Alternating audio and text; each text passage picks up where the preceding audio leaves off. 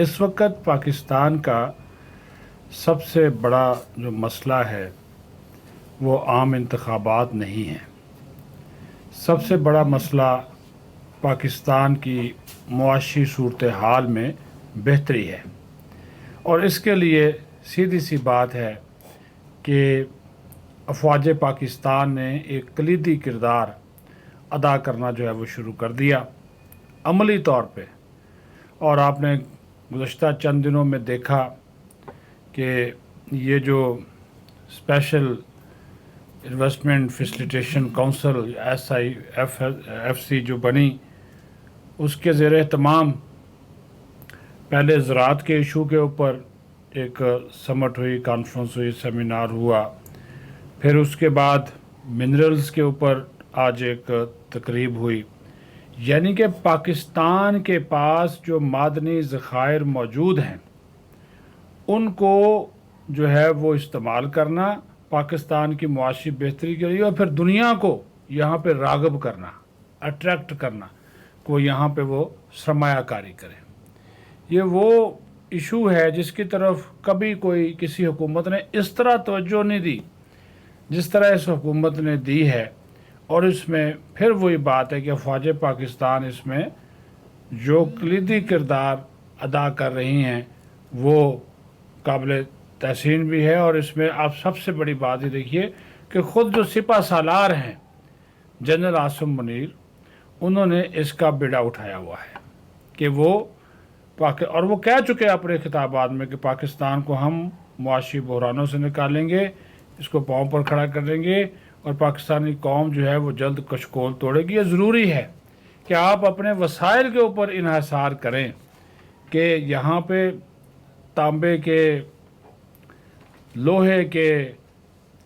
और दीगर मादनियात के जो वसाइल हैं उनको जो है वो इस्तेमाल में लाया जा सके। उसके ऊपर भी काफ़ी जो गौर ख़ौज़ का सिलसिला है वो जारी है। और इसी वजह से आज जो वज़ीर आज़म ने ख़िताब किया तो हमने देखा कि वहाँ पर भी मौजूद थे army chief general Syed Asim Munir और गेस्ट ऑफ ऑनर थे। पूरा दिन ये कॉन्फ्रेंस और समट जो है वो चली और वज़ीर आज़म ने ये कहा कि थर कोल हो या दीगर, ये चिन्योट वाला है जिसमें आयरन ओर है, शुमाली वज़ीरिस्तान में आप देखें कि वहाँ पे भी बहुत बड़े ज़खायर जो है वो मिले हैं, ट्रिलियंस ऑफ डॉलर्स पाकिस्तान को मिल सकते हैं और हम जो है वो जान छुड़ा सकते हैं, कशकोल जो है वो हम तोड़ सकते हैं। और फिर भी जो वज़ीर आज़म है उनकी जानब से जो बात कही गई, उन्होंने कहा कि हमें जो रेकोडेक का मंसूबा है, थरकोल के हैं, ये पाकिस्तान के हवाले से बड़े अहमियत के हामिल हैं। अभी हमें माजी की तरफ नहीं देखना, हाल की तरफ देखना, आगे बढ़ना है, क्योंकि पाकिस्तान एक जौहरी ताकत है और हमारे जो पड़ोसी हैं उनको भी ये समझना चाहिए कि जो इस वक्त जो सूरत हाल है उसमें सबसे बड़ी बात यह है कि जो चीज़ें इस वक्त हो रही हैं वो अमन के साथ हम उनके साथ भी पड़ोसियों के साथ रहना चाह रहे हैं। क्योंकि फिर साथ ही साथ उन्होंने कहा कि ये भी उन्होंने कहा कि जो फैसिलिटेशन काउंसिल बनी है, नैब के कानून में तरमीम की गई ताकि ये जो नैब के दायरा-ए-कार में ये बेचारे सरमायाकार आ जाते थे, वो फिर यहाँ पर सरमाया नहीं लगाते थे। तो वो भी उन्होंने कहा कि अब वो सियासी इंतकाम का नैब जो है वो निशाना ऐसे लोगों को नहीं बनाएगी जो कारोबार पाकिस्तान में करते हैं, पाकिस्तान में जो है वो सरमायाकारी करते हैं। फिर उन्होंने कहा कि लोगों के ज़हनों में जहर घोला गया है, मुआशरा तकसीम कर दिया गया है। ये बात उन्होंने कही ख़ास तौर पर तहरीक इंसाफ के हवाले से, उसके सरबराह के हवाले से, इमरान खान के हवाले से, कि जिस तरह उन्होंने मुआशरे को तकसीम किया, इदारों के ऊपर तनकीद की। लेकिन असल काम यही है,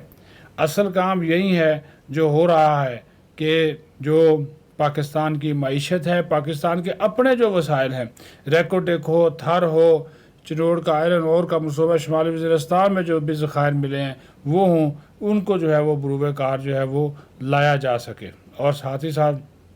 ये जो कुदरती दौलत है, ये तो हमने इसके साथ जुल्म किया कि हमने इसको कभी कोशिश ही नहीं की कि इन ख़जानों को हम बाहर निकालें और उसमें इस्तेमाल करें। پھر یہاں پہ انہوں نے کہا کہ بڑے بڑے لوگ بیٹھے ہیں، سیاستدان، فوجی، سفارتکار، وہ اس فیلڈ سے متعلقہ لوگ بھی ہیں، وہ بھی آگے آئے۔ تو میں نے جس طرح شروع میں کہا کہ امن و امان کی اس وقت صورتحال کوئی زیادہ بہتر نہیں ہے، خیبر پختونخوا اور بلوچستان میں دشمن کی پوری کوشش ہے کہ وہ عدم استحکام پیدا کرے، تو ہم ان کو شکست ایسے عناصر کو تبھی دے سکتے ہیں کہ ہم معاشی طور پر خود مختار ہوں، معیشت ہماری بہتر ہوگی، ہماری سیکیورٹی بہتر ہوگی، ہمارا دفاع اور مضبوط ہوگا، اور معاشی طور پر مضبوط جو قوم ہے وہ جو ہے پھر مسائل کا اور مشکلات کا بہتر انداز سے مقابلہ کر سکتے ہیں۔ دوسرا جو ہے یہ اس کے اوپر بھی بڑا بات کرنے بہت ضروری ہے کہ یہ بہت بڑا ظلم کیا جو اس اتحادی حکومت نے جاتے جاتے پیٹرولیم مصنوعات کی قیمتوں میں تقریباً 20 روپے فی لیٹر اضافہ کر دیا، تو یہ نہیں کرنا چاہیے تھا۔ اب وہ کہتے ہیں جی ڈار صاحب کے آج کہہ رہے تھے کہ آئی ایم ایف کے ساتھ کمٹمنٹ ہے، اس کو پورا کرنا ہے، تو بھائی جو عوام کے ساتھ کمٹمنٹ ہے ان کو ریلیف دینے کی، وہ کہاں گئی؟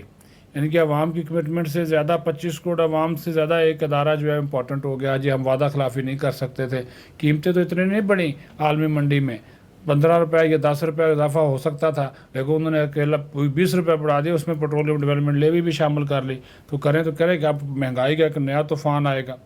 بے روزگاری، مہنگائی، غربت، جرائم اور بڑھیں گے،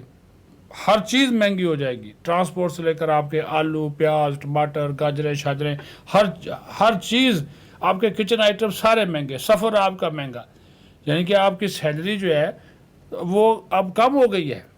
وہ بڑھنے کی بجائے، کیونکہ اب آپ کو پٹرول کا اگر پہلے 5,000 لگتا تھا، اب اس میں آپ کا 10,000 لگے گا، اس میں آپ کا 12,000 لگے گا، تو آپ کی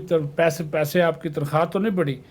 الٹا آپ کے اخراجات بڑھ گئے، مہنگائی بڑھ گئی، تو یہ ڈار صاحب کو تھوڑا سا ریلیف دینا چاہیے تھا، لیکن جاتے جاتے جو ان کی حکومت جانے والی ہے، انہوں نے عوام کے اوپر یہ جو بم کرایا ہے، عوام اس کے اوپر سراپا احتجاج ہے، کوئی کم بھی نہیں ہے، 20 روپے کا بم ہے، اس کے اوپر اگر نظر ثانی ہو سکتی ہے تو وہ لازمی طور پہ کرنے چاہیے۔ اپنا خیال رکھیں، بہت شکریہ۔